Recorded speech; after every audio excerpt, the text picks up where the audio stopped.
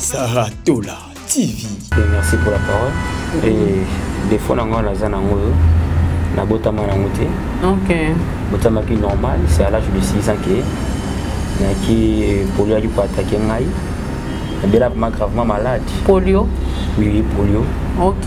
Bela gravement malade, on risque même que tu lui vois. Saratola TV.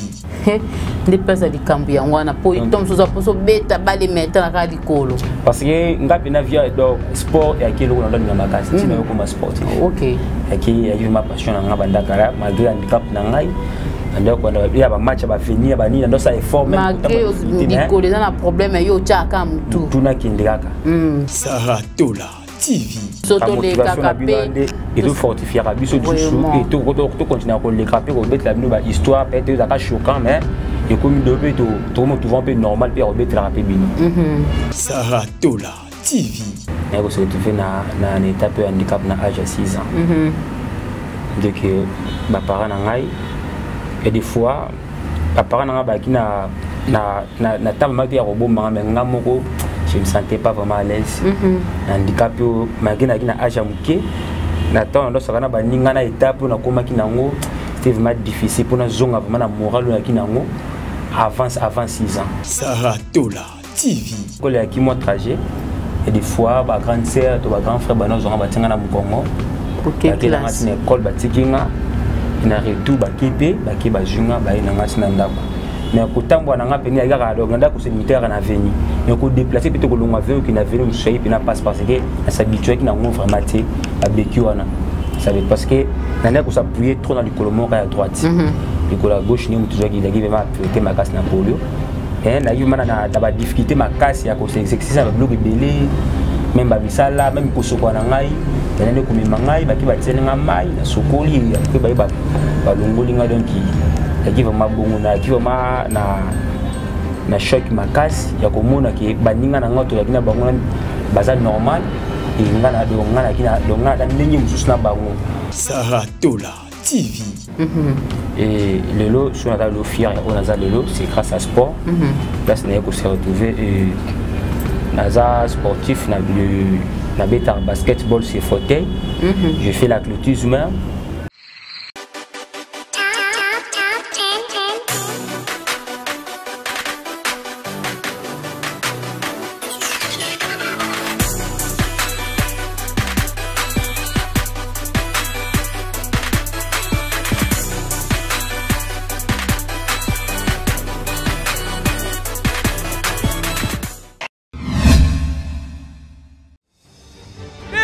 Congo, au fandi na Kinshasa, topé na Brazzaville, tika na yebisa bino ke sango ya malamu pona bino ye bino batu bozalaki kolela na ba service lokola expédition ya ba koli par avion bateau kouta Chine pona kokota na RDC topé na Congo Brazzaville. Agence ISA logistique multiservice baye ko faciliter bino tâche pona ba service lokola chargement, paie de douanement et conteneur, full topé groupage, assistance commande, achat na Chine, topé, kosoma biloko na Alibaba, bazali pe na ba service ya règlement et paiement ba facture ya mbongo ya ba fournisseur na bino oyo bazali bongo na Chine. Bokanisi esili, bazalaka pe suivi pe contrôle ya qualité ya ba produit topé ya biloko oyo bosomi na Chine.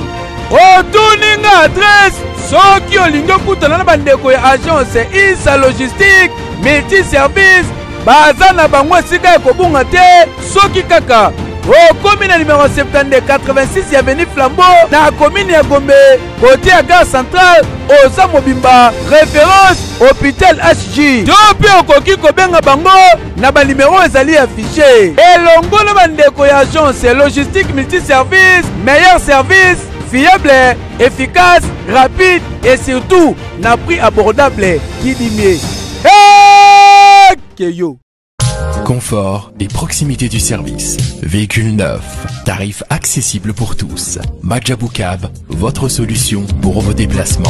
Majabou Cab, à l'heure, à la journée, réservation aéroport. Majabou Cab, votre solution pour location des véhicules.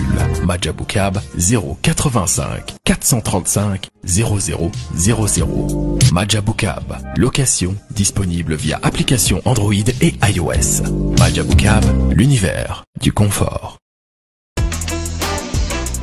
Saratola TV, la chaîne qui assure, Mbote na balandi nyonso ya Saratola TV, ezanga wa bino Mama Zahir, na yesu liboso nous pour nous présenter émission na bino valorisons les handicaps.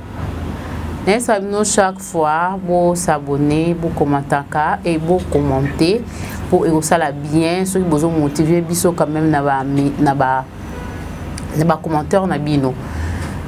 Car l'indé na yebisa bino Mama Zahir azam une femme pas comme les autres, ils sont handicap. Na valorisaka émission na biso ba handicapé. Merci beaucoup na Mama Saratola et ba bon séjour na yo place aux ali. Vraiment na idée na motema pembe oyo pesa biso ofungola motema na ko pesa nga espace a na kati ya Saratola TV baza ebelete ozaka yo moko ya pas de comme toi maman. Merci beaucoup na Adako Vicente Mobala Maman Elve, merci beaucoup vraiment. Il y a sans oublier notre caméraman Josué ingénieur. Oui, on a vraiment dit que Mama Zahir na grâce na épinde Mama Zahir aza li boso na bino. Nazanga mon côté nazana invité nanga. Boyebi chaque fois que naza na plateau na biso nazara toujours na invité parce que on a Saratola tozara vraiment na histoire vraie. To inventaraté ni to mususu mona histoire à inventer non. Ah on a ça nous ba histoire vraie. Car on est bandé comme mususu baleka ka lelo pe nazanga mo côté nazana ndeko nangai ako se présenter à Utiwapi et nini pour ça qui est à l'émission la biso. Bonjour Ndeko. Bonjour. Bonne santé. Je me sens Nangola. Vraiment.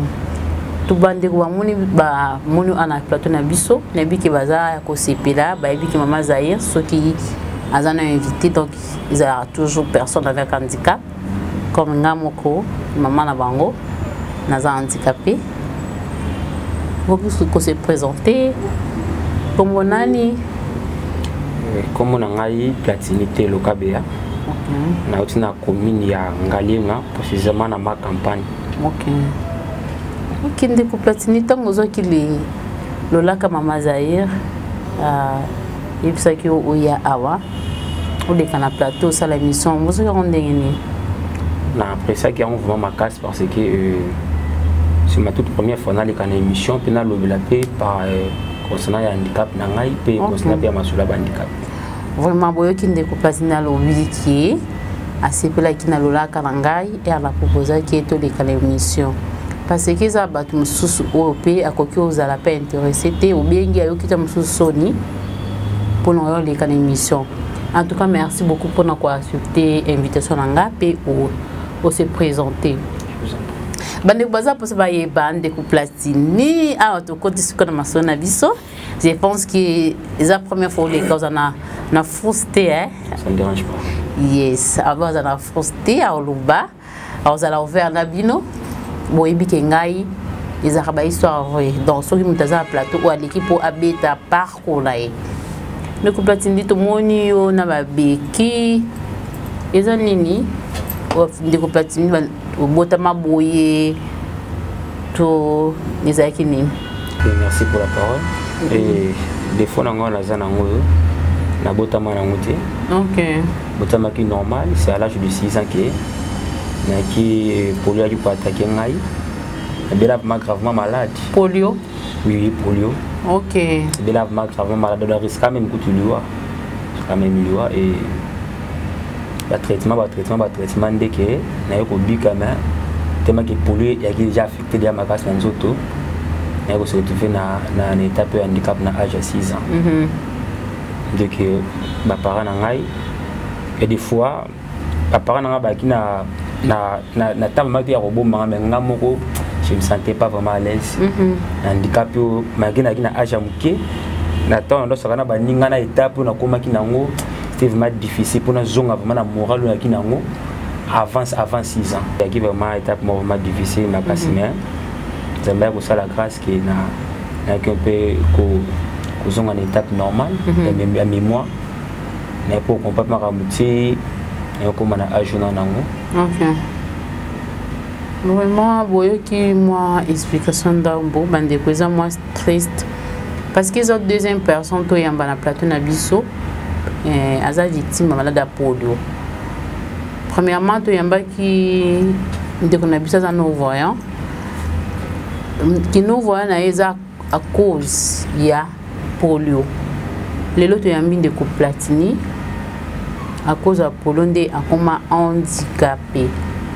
Je me rappelle quand on a abonné na biso vraiment tous en a descente moko photo ça là na mois d'avril awa tous a vraiment la pose ba soutien na bino tous a vraiment la pose ça taba $1 na bino au mis tout ça motema parce que fondation maman Sarah ba ko accompagner maman Zaye na descente mona tout que la ba na biso ba non voyant. Tout ça vraiment la pose balisumi na bino de konyoso on na biso na bukebi o a tout ça mi on a contribué à ta sac chasse à sucre à ta paquet à jus à ta moi cotisation parce que tous ceux qui déjà appellent maman moko azana boma ya loba qui vraiment à contribuer ce qui te fixer kaka date à payer ça quelque chose et pourquoi peut-être yo mutozo landanga o aider bana wana vraiment tous en la pose va soutenir bino tous en la paix Chris Bolembe na UK papa tous la kaya yo dako visite ya eko mara to ebike oyo roya suspona bana ba petit baza pose tous la wana taka ba non voyant ba mona ati ba otanga ndeni bo mona ba image pour ara na sarato là vraiment nyos to l'exemple pour ba mona comment tous ko évoluer. Boyo qui ne connaît pas Platini à l'obité, aza victime ya polio. Mais de Platini, tant que na âge à 6 ans, on nous a dit nous manquer makasi. Si je me trompe pas, na âge à moi nanga, vous en nous inconscient. Tant que évolue nango, polio tant que qui, tant selon l'histoire à maman, peut-être on a 10 ans, mais moi comme aux gens qui non, je suis handicapé. C'est que Bando tambona beki soit bando tambola ka bongo ezaki ba parents bazaki touché quoi mais quand peut expliquer biso bando ko évoluer ndenge nini na milieu ya classe ba camarades nebi kezaki facile mais faut le blâmer parce que à les émissions valorisant les handicaps tant maladie zo qui bando ko na ngo ezaki ndenge nini kan attends donc ko na ngo âge il y a 6 ans et un peu difficile pour nous retenir ma ramutouana. Maintenant c'était à l'âge de 12 ans que mère n'a pas na père va 25 ans il va nous expliquer ngai maté ce que malade nangani bandaki jusqu'à ce que na yokoma na étape wana. Mais il y a des fois pour l'école parce que je marchais avec du béquille à mabaya au babisa la kaya ça m'a piqué à mabaya wana. Mais tellement que nanda kune école ya ki mon trajet. Et des fois, ma grande sœur, ma grand frère, nous avons battu dans Congo. Ok, classe. Une école batikinga, ina retour bakepe, bakeba junga, ba ina ngasi ndako. Mais ko tambo na ngapeni ya gara donc ndako c'est militaire na veni. Mais ko déplacer plutôt ko longa venu qui na venu msoyi puis na passe parce que s'habituer qui na ngo vraiment té ba beki wana. Ça veut parce que nanda ko s'appuyer trop dans le colomoka à droite. Et ko la gauche ni mutu qui lagi vraiment priorité ma casse na polio. Et na eu mana na ba difficulté ma casse ya ko exercice ba bloc belé même ba misala même ko soko na ngai nane ko mimangai ba ki ba tselinga mai na sokoli après ba longoli nga donc qui vraiment bongo na qui vraiment na choc makasi ya komona ki baninga na ngoto lakini bango baza normal et ngana do ngana kina do ngana ta ndenge mususu na bango ya des fois koko na biso ndi mutu ane ko fortifier ngai so ga pembe na ngai abiki na bango to wata mwana yo bozaka ndenge moko donc ça se sert vraiment na ngote ila ka bita pia vie et yaka et au fur et à mesure petit na zoko la pe komona pe na ko do ki ba ne ba yaki komemanga na centre moko ya JNH ils en a Gombe parce que nous ce cas où ils a plus que écoute yangai na télé monata mais il y a comme c'est n'écoute kuna batamula même pas bampara na sur ba serpent monsieur qui donc faut pas déplacement na fauteuil roulant donc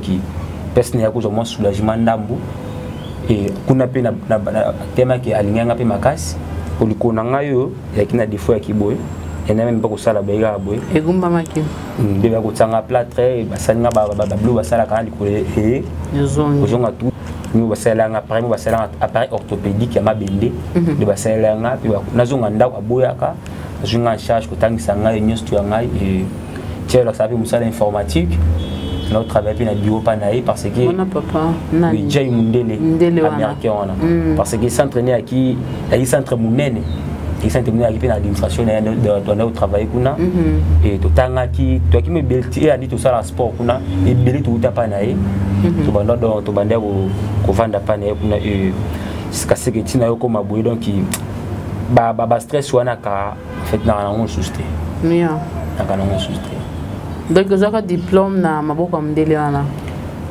et Mundele wana tangisi ngai na première secondaire na ngai tina 5e des humanités na ozonga pa na biso de na ozonga diplôme pa na biso ozonga pa no point ozonga pa na biso parce que kuna tema tulika ki belé tema ki tulika ki belé donc qui embrimé ko taki trop qui a décidé qui biso bateau ou qui a ciblé dans Maramnaï, tous on a banda en charge à partir banda place de qui et tu as les bandes bagna âge amitié sur âge comme dans moi qui tous on a banda pour ton heure quand c'est ça là travailler tous on banda mais toi qui toujours en charge naï donc on doit aussi à cause du diplôme continuer vie normale continuer vie normale continuer d'étudier sur kana GD sur kana GD OK.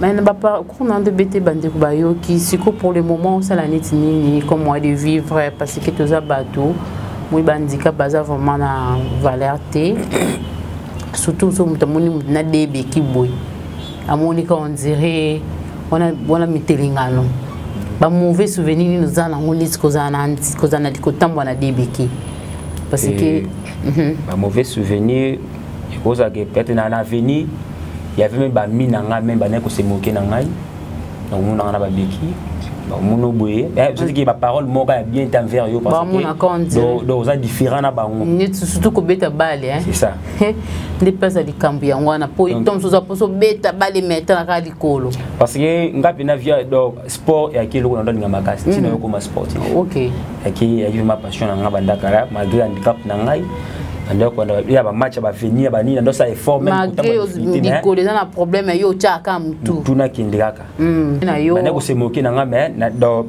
emo pe yipe milembisi mais emo pour se fortifier au kindikaka tina ko te pe na monde sport bon na famille la famille non famille na nga vraiment blague pas famille na nga bana soutenir à 100% bande ko na yo ba parents bon ba ki so peut-être que ba munu tout ko se moquer na nga ba ngonde ba ki ko bunda la place na ko sona la place na ngai pour ba déstresser nga OK platine bozo na vraiment platine na boké bignon so place poza na ebike boza o sepela vraiment le banu ko bisa neti mama Sarah te na moi pause tala ka mama Zara to bete ba porte ba chez parce ba chaîne belé hein ebike nga ba limitanga hein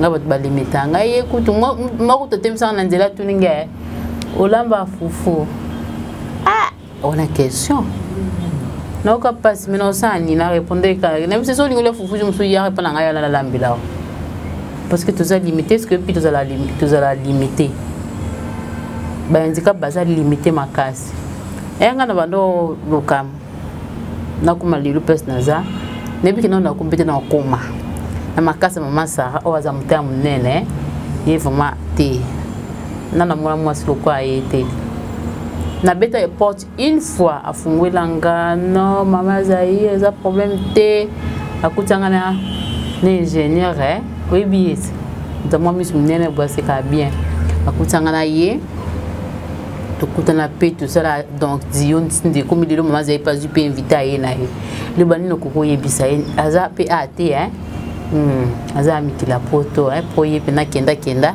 azonga parce que visé fan na repa na yeso ningo za visa wapi pour les et pas Saratola.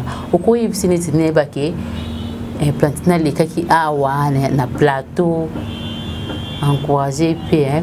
Au quoi il s'est né le bakoy sa maman a gardé toujours beauté à bon maman nae parce que nga sou naza le lot na comme na atelembi na comme pe fier parce que maman nga fortifier à chaque fois et monter en bolam nae ko pesa yo déjà espace déjà pour que biso beto le kana TV oui ça déjà opportunité mo comme nene ça veut dire qu'il y a déjà bonne foi oui oui parce que batabo na benga bango les femmes au grand cœur parce que ba effort ba ça la oyo tôt ou tard nzambe osunga bango et payer toujours donc merci bien opportunité pe na mutema wa fungoli biso la personne va avec handicap ya ko l'exercer biso na chaîne donc ni ya ko biata ke nzambe abattre la place là ça vraiment ba s'abonner peut vraiment ebele oui s'abonner massivement na chaîne ya maman Sarah beaucoup mataka po motiver pe maman motiver pe biso to le kakape et tout fortifier biso du sou et tout continuer à le caper ko bet la ba histoire peut-être ça choquant mais et comme de peu tout monde un peu normal pe robet la rapé bino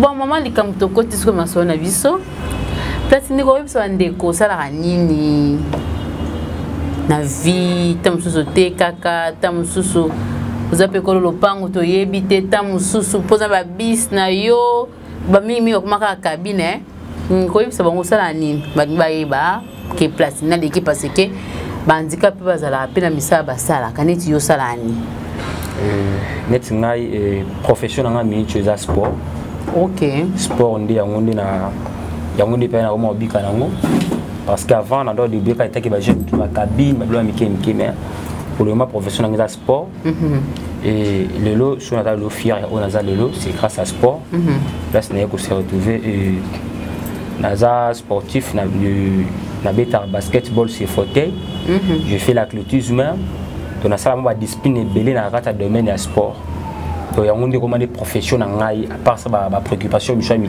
mais sport ne peut comment que vie on a comment mener et chaque jour donc matin midi soir de venir comme sport na vivre grâce à sport.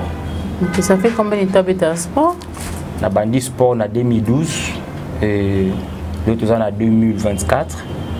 Na da ko bataille d'expérience déjà il y a 12 ans. Wow, félicitations avec Platini, félicitations vraiment.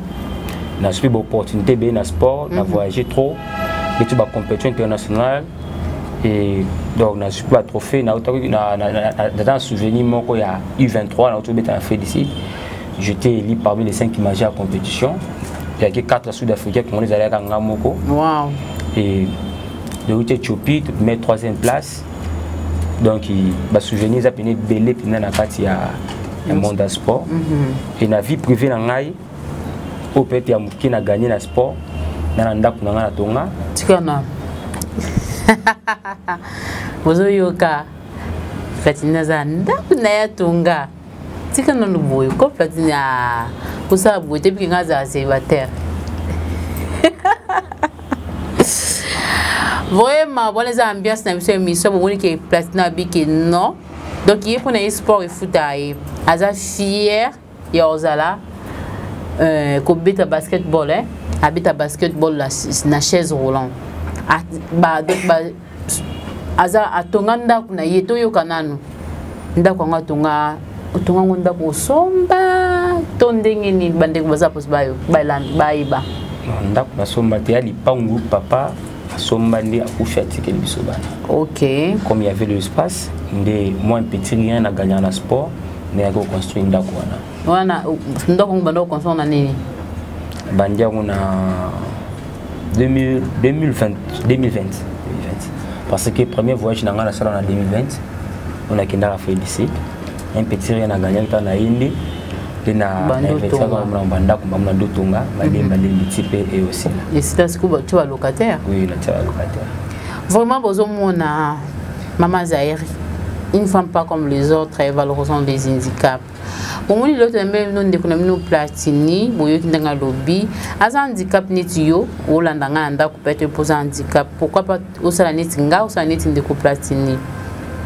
Vraiment, toujours là, c'est qu'un appel là-bas, au union sur base handicap, base à possibilité. Attention aux anes l'autre côté.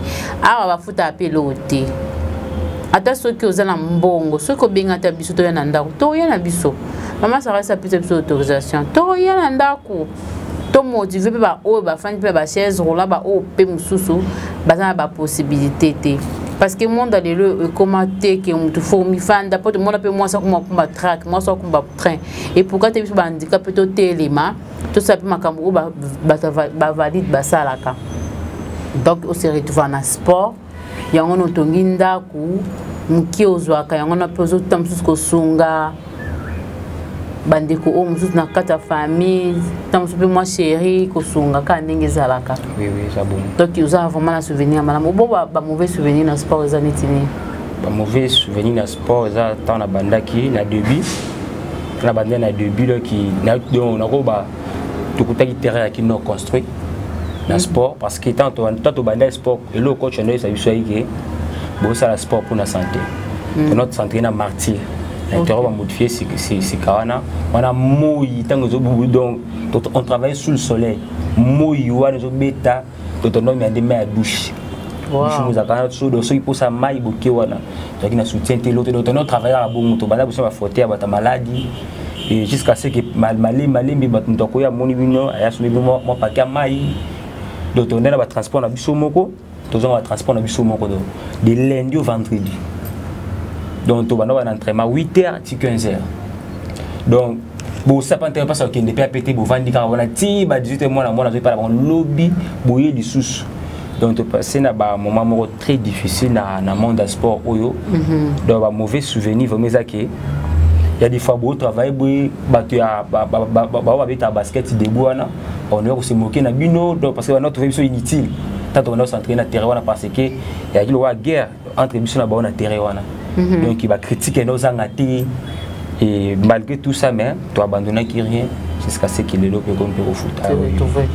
Il y a un conseil nous avons peu bande qu'on a biso au peu bazaba nani ba handicap bazara ba senga ba mbongo to azani pe buta cause pa bo mi balini tio akoki le pe ko ayini ko s'intégrer na groupe na bilo nini pe ko beta basket mais tam so mona boka ba passe temps ah bazore logo te conseil nous avons pe ça bango.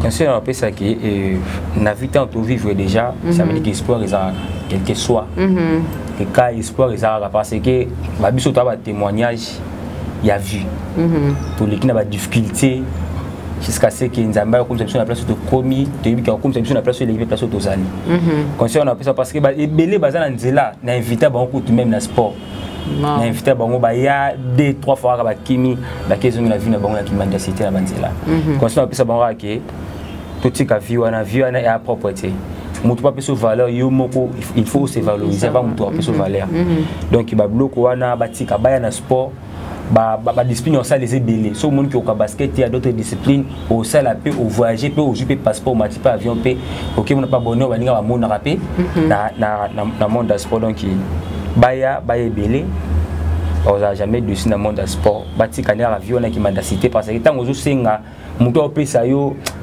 azo valoriser oté iboko zo pesa ya likolo ozo zo ezaka na C donc on a toujours na C telimisa mutu yaka luka lobi bato compter pe sérieux que contact toujours sur bato c'est on a le baba ngora yango wana pour le lobi pour comment témoigner la famille na c'est ça bato banda ne skofi ko dénigrer le loba comment ceux qui sont dans ndako ba comme un mot dans moto batama de ceux qui ba yé ba bien qu'il faut ou qui va venir combien à rouler bien comme toujours tu voyages aux zones c'est ça donc il au mot dans la bossana qui voyage moto ça tu Éthiopie tu mis 3e place pour toi qui le jeune à Santenganda ou ya ma campagne karawana Santenganda wana so mbongo tu na mbongo te donc pour na kitanda ko ya kinganda ki mama likama ba photo quand tu publies quoi sur internet tu mets banga publier des photos muta commenter déjà que tout zela yo so to ki ba zela ba bila ki jubo kita so na aéroport ba ya kité ba bi da rebo ki fela ba oya pour bis na biso ya ka kité c'est que na remo quoi na mdomto avant de transport donc na beta un mois de 1950 commanda outé pour ça na commune da ko ki mande bat na téléphone na kanga na ko ta même pas net comment pour expliquer bateau la vie que tu voyages na mbongo donc il y a un avoir donc tu comment peut bateau qui va tomber au service permis ko senga peu comme ko aider pe bateau un petit rien pe et dans un valeur non pe na mise à bateau c'est ça. Ok, merci beaucoup. Vraiment, on a abonné à Bisso, on a confessé que ça m'a Zahir. Merci pour nous la Bisso, tout ça qui n'a de Platini, qui histoire naïe. Je pense que l'émission est ça même balance mais quoi, il y a beaucoup de histoire mususu. Donc c'est un bino ka beau s'abonner, beau commentaire, surtout bas commentaire na bino et ça là vraiment bien. Bah bon là beau partager un peu. On peut ça dans quelques personnes membres de la salutation de Ngizala kaka. Et premièrement la beno ko remercier maman Abotingai, maman Vicky, Kazo Nangai. Deuxièmement, on a remercié la PC Bambote, on a posé la rangée qui joue banat et la fédération. PC la salutation à maman Abotingai, maman Vicky. PC la salutation à posé la rangée qui joue banata, Kazo Nangai. Et la PC la salutation à mis en studio tout ça dans sport, na 7e rue limitée. La PC la salutation à maman Guy, Kazo Nangai. Depuis 7e et la salutation à Souka, la PC na maman Sarato là.